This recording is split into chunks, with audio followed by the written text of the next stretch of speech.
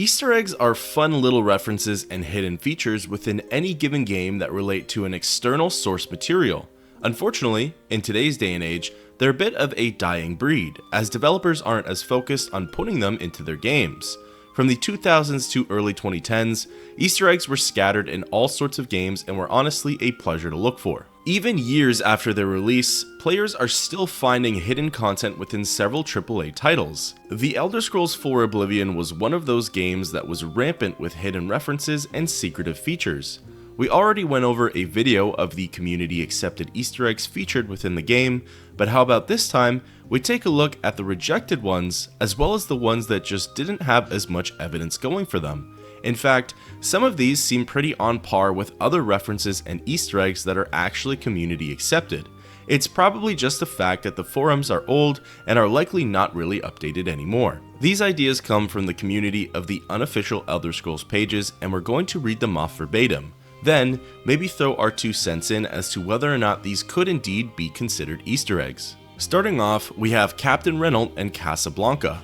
The female Blades captain who dies during the tutorial quest is named Captain Reynold. This is also the name of the Claude Rains character in the 1942 Casablanca. This got dismissed as a coincidence, or even going as far as saying the developers received inspiration from the character, but not quite enough as an Easter egg. I've never watched the movie Casablanca, but doing some quick reading on it, I have to agree that it doesn't seem as though Captain Reynold of the Blades is a direct reference to Captain Louis Reynold of Casablanca. We just don't have enough information on Oblivion's Captain Reynold to be able to draw very many parallels. Next, we have the Adoring Fan and Pixar. I think the Adoring Fan might be a reference to the villain from the Pixar film The Incredibles, whose name I've completely forgotten. He was an irritating child who claimed to be Mr. Incredible's biggest fan and wanted to worship the ground he walked on. He and the Adoring Fan even have an almost identical hairstyle. Seems to be a definite Easter egg. This got shot down as being very unlikely. It's pointed out that there was only about a year's difference in between the release of Oblivion and The Incredibles, so it would have been tricky to learn about Syndrome, the little boy, and put him in there as a reference. The hairstyle is pointed out as being a coincidence, and it goes on to say that the Adoring Fan is likely to be a parody of a classic fanboy. I have to look up the response and agree by saying that the Adoring Fan is likely more of a coincidence to Syndrome, even down to the hair, which is a very popular style for the elves within Oblivion. So for me, I'd have to say that this is unlikely an Easter egg. Then we have Lauram Ipsum. When NPCs carry out their book reading animation, the text written in the book they read is a commonly used placeholder text known as Lauram Ipsum, which is often used to demonstrate the graphic elements of a document. Note that the text is the same no matter what book the NPC is actually reading. This proposed Easter egg is then shot down by the community, saying that it isn't really a reference to anything, and that it's more so just Bethesda doing their job and making the books that NPCs read look believable. When I first discovered Lauram Ipsum on my own, I remember remarking on how neat it was, as all I was expecting to see on an open book were small little shapes and symbols that were supposed to pass for words. And on this one, I do agree with the community that it isn't necessarily a hidden feature or external reference to anything, so I too wouldn't classify it as an Easter egg, but mainly just Bethesda doing what they can on the little details. Next, we have Sideways Cave and The Hobbit.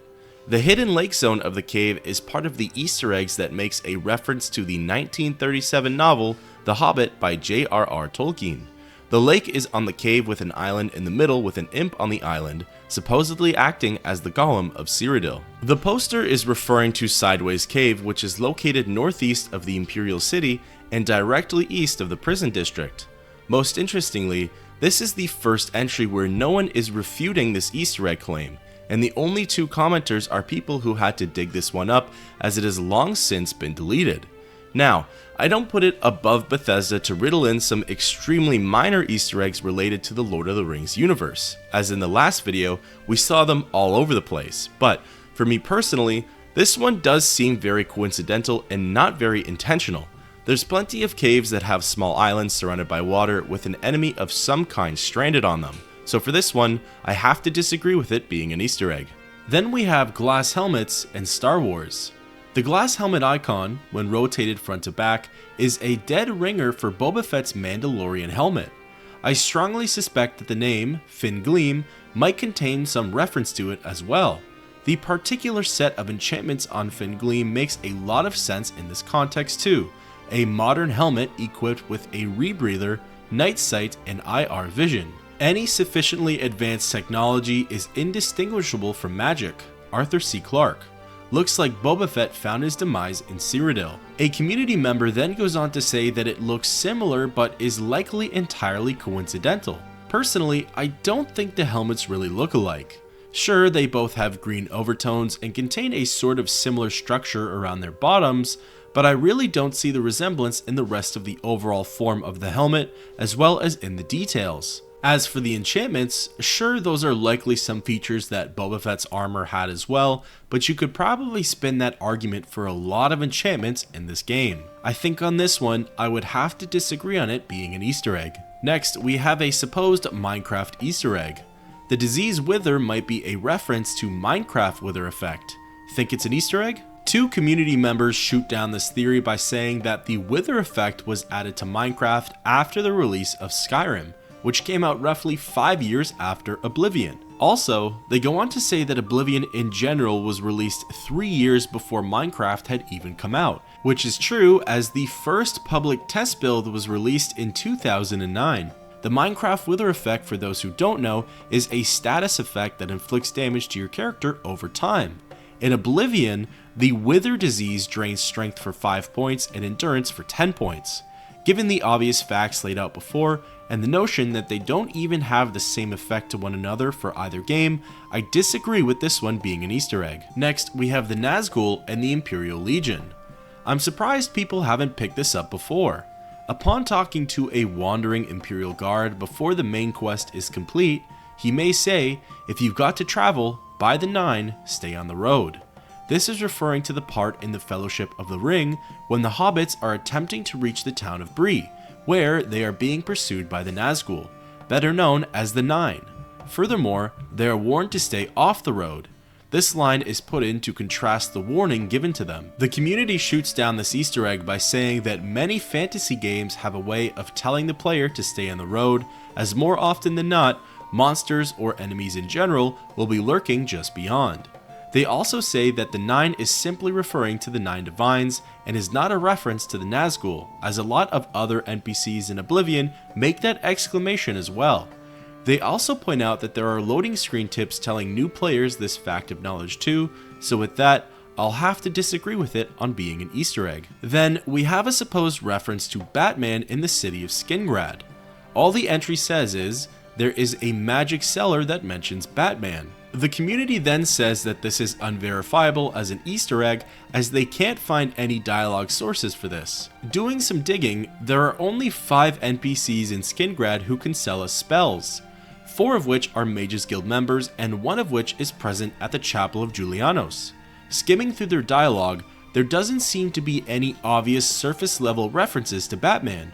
There's always a possibility that something one of them says could be similar to some text or dialogue present within a comic book, movie, or TV show, but again, it can't be found for now, so this could either be a troll post, a mistake, or some strange coincidence, so I'll have to disagree with it being an Easter egg. Next, we have the Blades Belisarius Easter egg.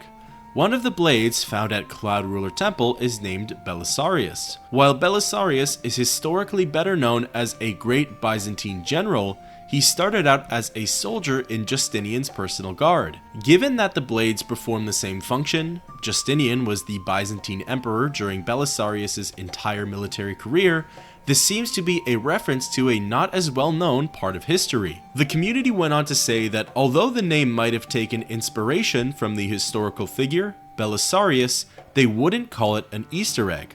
See, this is where it gets tricky for me. We have community approved Easter eggs like that of Fort Caractacus, which is named after another historical figure, as well as the shop in Bruma called Nova Roma, which is named after a historical region.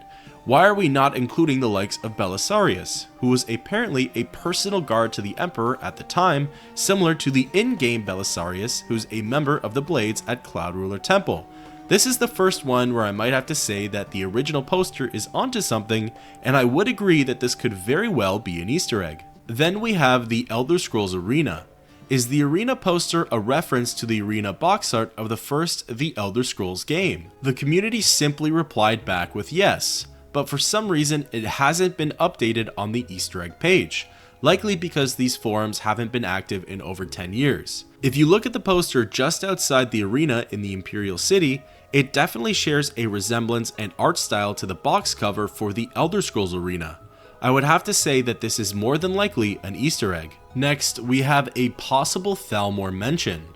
I don't know exactly, but when some NPCs say syndicates of wizards gathering in the Somerset Isles, couldn't that be a reference to the rise of the Thalore or something? The community responded that it could be the beginning of the Thalore storyline, although they're doubtful that the developers thought that far ahead and that this Easter egg, if it were confirmed to be one, would actually belong on the Skyrim page. I've personally heard this dialogue piece many times and my mind always goes to the Thalore. I think at the very least, the old Bethesda development and writing team were very clever and could have planted seeds like this for the future. We've seen it in other games like Morrowind predicting the plotline for Oblivion. As well, I wholeheartedly disagree that it belongs on the Skyrim page. It's a reference within the game of Oblivion to future Elder Scrolls installments. I personally believe that this could very well be an Easter egg to the Thalore. Then we have Uriel Septim Easter egg and reference to Chocolate War. 7 in Latin is Septim, and Uriel is the 7th Septim named Uriel, which comes to Uriel Septim the 7th. Is this significant? Also, on a very unlikely note, which may be just a coincidence, Captain Reynold in the tutorial may be a reference to Jerry Reynold from the Chocolate War, written by Robert Cormier, both of which were defeated after a lengthy and meaningful fight against evil. The community responded saying that the play on Uriel's name is very interesting and that it may be deserving of an added note in his lore article, but it doesn't qualify as an Easter egg. As for the Chocolate War Easter egg, the community also said that the shared name between these two characters and their circumstances is nothing more than a coincidence. I agree on both accounts with these comments. Uriel's name is quite fascinating and could very well be purposeful, but isn't classified as an Easter egg, and Captain Reynold and Jerry Reynold are likely not an Easter egg either, as the similarities are too loose. Next, we have a Shrek reference. In the Imperial City, there's a bright green orc wandering around wearing the exact same clothes as Shrek from the film Shrek. Plus, if you talk to him, he might say "I lost my horse," which could link to Shrek 2 when Donkey becomes a horse. The community was quick to shoot down this theory as there was never an explanation on which orc they thought could be the reference, and apparently there isn't one who mentions that they lost their horse. Doing some digging, there's a female orc at Chestnut Handy Stables just outside of the city named Snack Grabura. Her clothes only resemble Shrek's with the base of a white shirt underneath, and she does mention that the horses are gone from the stables, but it's more so in reference to the idea that she ate them. If this is whom the original poster believes to be the Shrek reference, I would have to disagree and say there's likely no Easter egg here. Then we have what might be my favorite supposed Easter egg, Morning Glory. All the poster says is, "I'd be surprised if this one hasn't been brought up already, but I searched and didn't get any results." This one has received by far the most community responses asking what the intended Easter egg is here. The original poster thought Morning Glory was a play on of Morning Wood. Everyone was quick to tell them that Morning Glory was a real flower. I just love how confident the poster was with this one, assuming that it had to have been talked about already on this forum. Unfortunately, I have to agree with the community on this one that Morning Glory is unlikely an Easter egg. Next, we have Count Bela Vlad Hasseldor. Following the Hasseldor/Dracula lead, the resemblance between vampire Count Janus Hasseldor and the late Bela Lugosi, Hungarian actor who created classical cinematic image of Count Dracula, is rather uncanny. For those of you who don't know or remember, Castle Skingrad bears a resemblance to Bran Castle in Romania, which was marketed as the home of Bram Stoker's Dracula. Furthermore, the Count of the city who resides in the castle, Janus Hasseldor, is a vampire.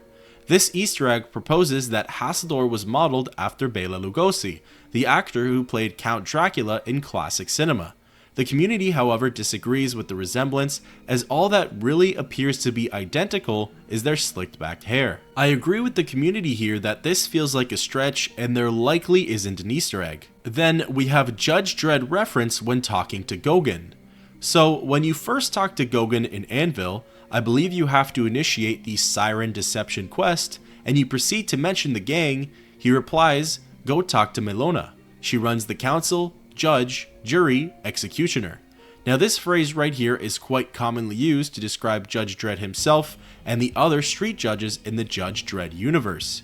A quick search of the phrase can back up my statement. The community was quick to reply back to the poster saying that the statement, judge, jury, and executioner, isn't wholly unique to the Judge Dredd universe. In fact, doing some quick Google searches, the phrase's origins aren't clear, but they look like they date back to either the 1800s or even the 1700s, long before the Judge Dredd universe came to be.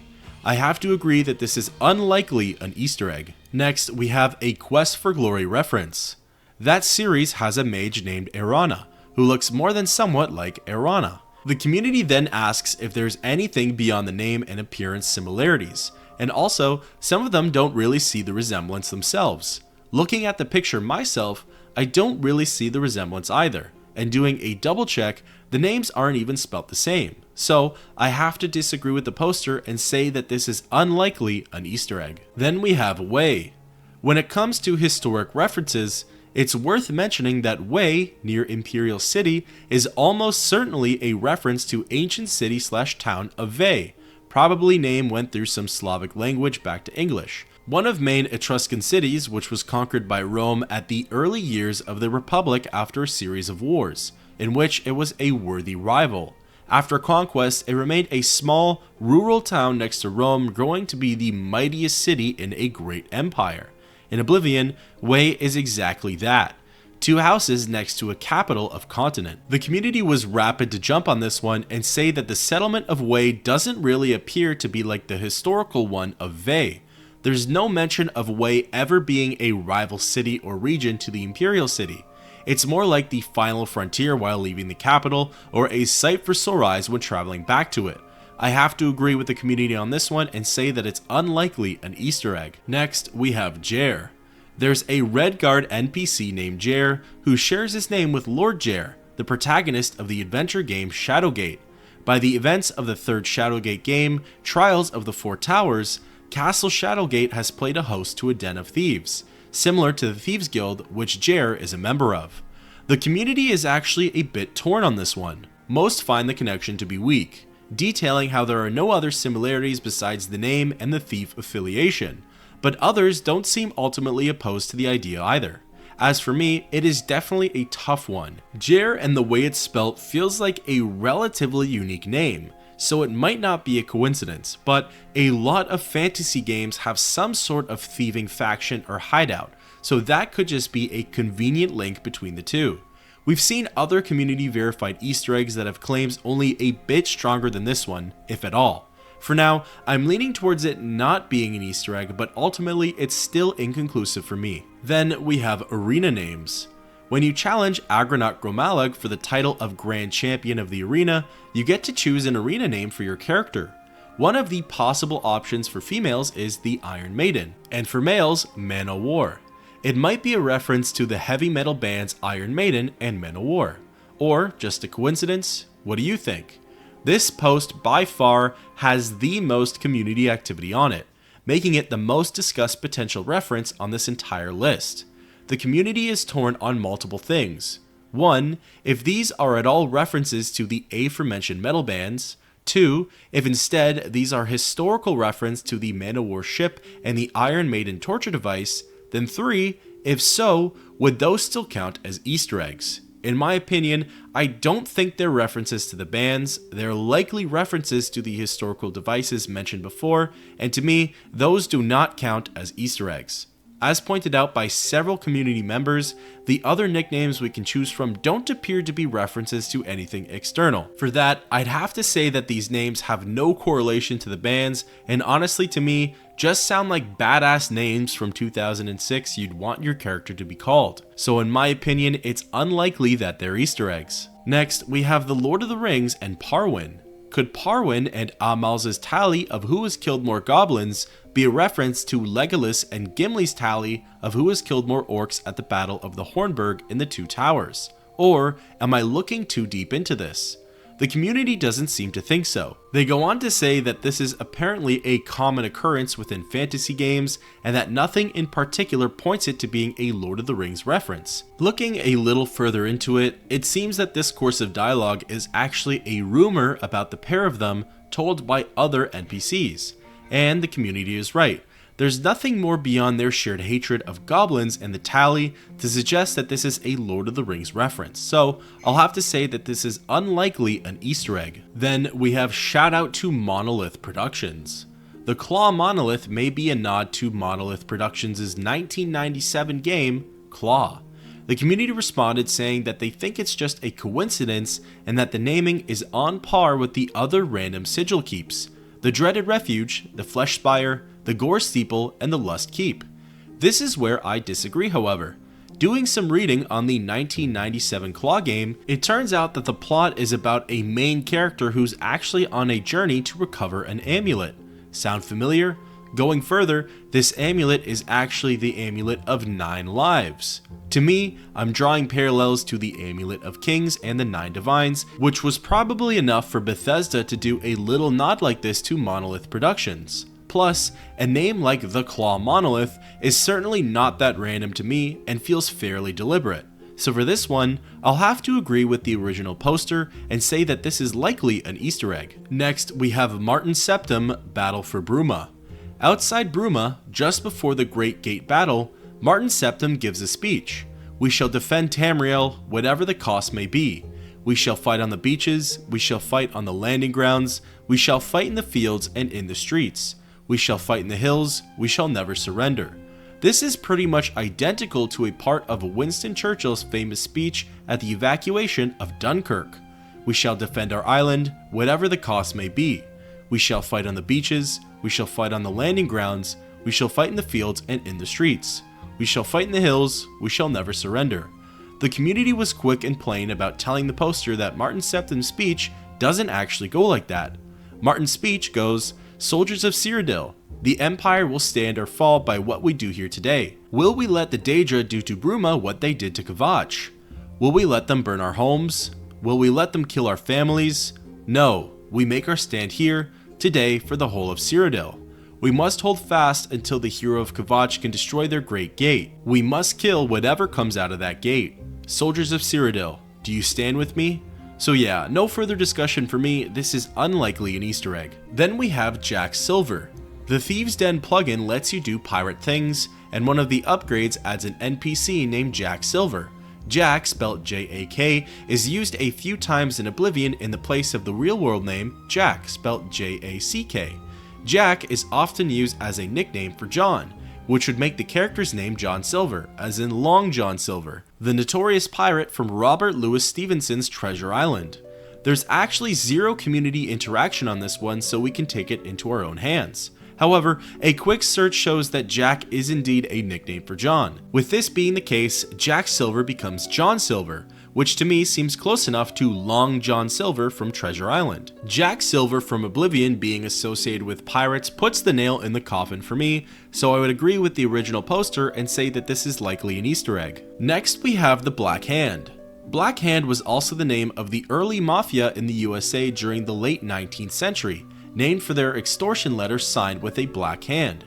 Similar to the last one, there are no community interactions on this post. However, the community accepted theory for the Black Hand is that the name is based off of the Serbian military group active in the beginning of the 1900s.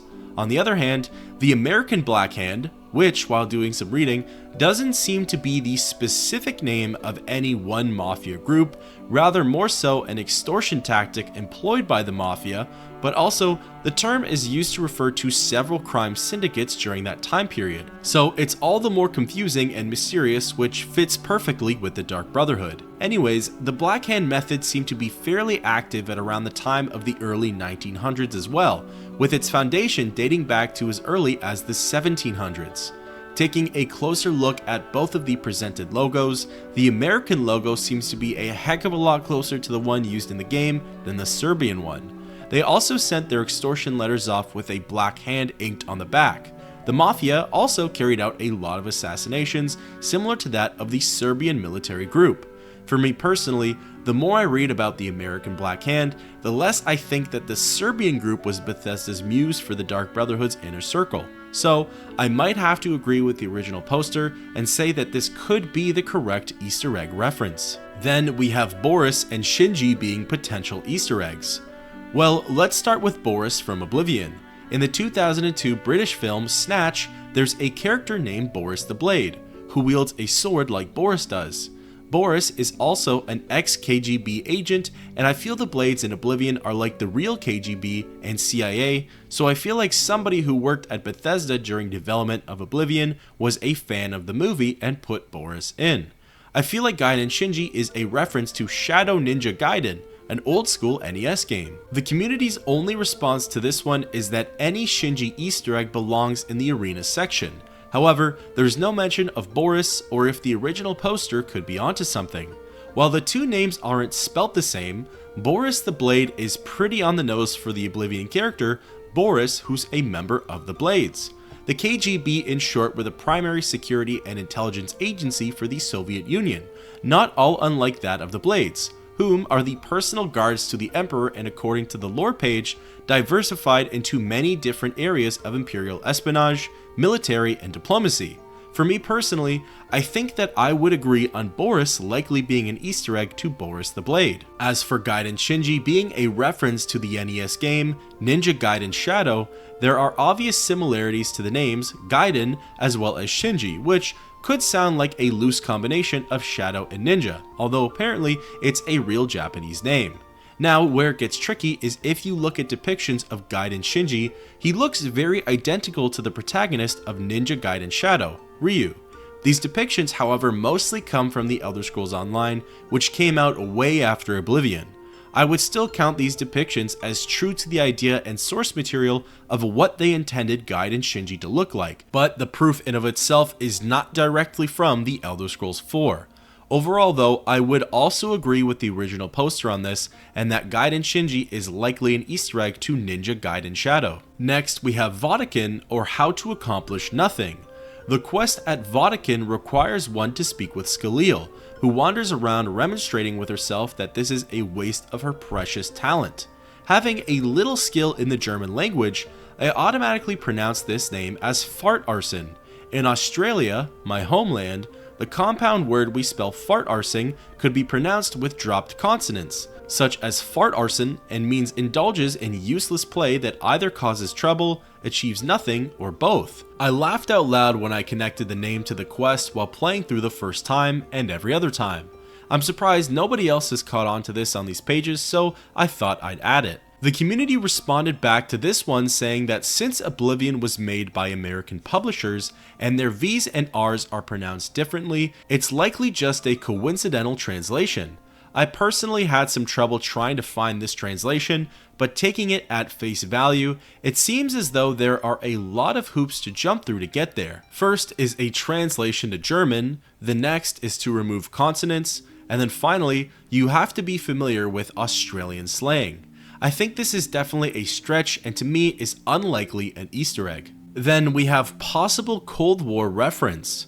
During the weapons shipment quest for the Fighters Guild, one of the NPCs may say, "The only good goblin is a dead goblin. I like dead goblins."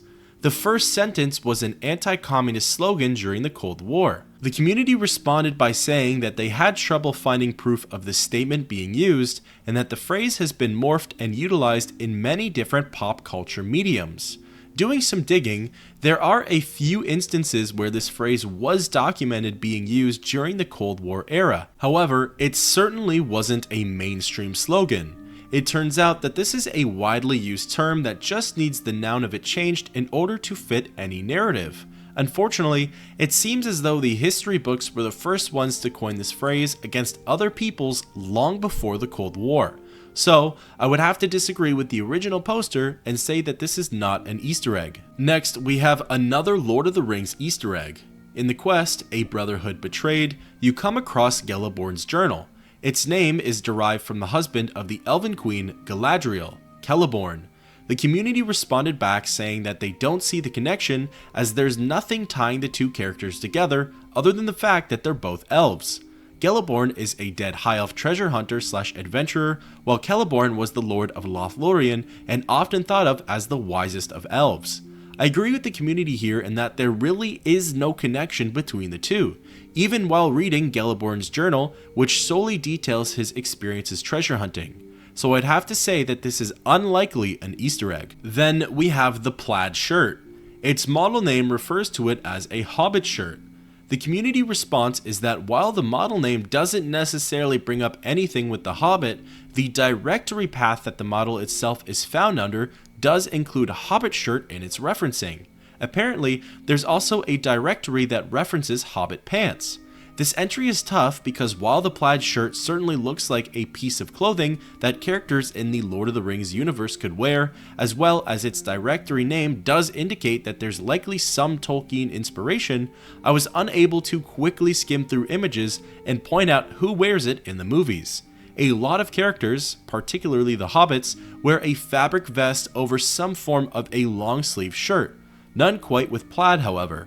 As for the pants, you could make the argument that any of the slacks worn in the game could be spotted within the Tolkien universe too, as they seem fairly common and basic. Overall, there's likely an Easter egg reference of some sort here, as Bethesda themselves had even made it clear, but it's hard to pinpoint what it is exactly. Next, we have a Red Rackam reference. So there's a Redguard woman named Dahlia Rackam, who sells you upgrades for Dunbarrow Cave. I have a hunch that her name and race combination are a reference to an older Tintin comic called Red Rackham's Treasure. There's no community interaction on this post, so we'll have to do some digging. When I hear the surname of Rackam, I think of Jack Rackham, the pirate captain of the 18th century. Reading on about the proposed Tintin comic, Red Rackham's Treasure, the antagonist pirate captain character, Red Rackham, is apparently based off of Jack Rackham. I would probably say that the inspiration for Dahlia Rackam is based off of Jack Rackham as well, but that still makes it an Easter egg to me, just not necessarily for the adventures of Tintin. Plus, the depictions of a Red Rackham don't show him having a darker complexion like Dahlia Rackham has, so to me, the claim is unfounded. Then finally, our last one, a Monkey Island reference. In Fort Urusek, when I opened the door to the Marauders, they were fighting with some goblins. I think one of the Marauders said, "You fight like a cow." There was a lot going on and I was doing my best not to die, so I cannot say with confidence that I heard it clearly. But I figure someone has parsed out the full dialogue file of every NPC in the game and can confirm as to whether or not this is a possible piece of dialogue. If it is, it's very much a reference to the Monkey Island series of games. In the Monkey Island game, there's a feature to do insult sword fighting. The details don't really matter, but if an insult of "you fight like a dairy farmer" is hurled at someone, they can come back with "how appropriate, you fight like a cow," which, if the Oblivion dialogue is correct, could indeed be perceived as a nod to the Monkey Island series. The issue, however, is that it's not correct. The community was quick to point out that the correct dialogue is actually "you move like a pregnant cow," not "you fight like a cow." So therefore, I'd have to agree with the community here and say that this is unlikely an Easter egg. So that wraps up every rejected or on hold Easter egg that the community has found within the Elder Scrolls 4 Oblivion. Some of them were outright dismissible, others were thought-provoking, and a few were likely dead on to being an Easter egg. I'd be willing to bet that there are likely a lot more undiscussed and even undiscovered Easter eggs out there, and at this point, without a long overdue confirmation from Bethesda, the best we can do is speculate on these. I'd love to hear your thoughts on these entries down below, and until next time, keep on adventuring.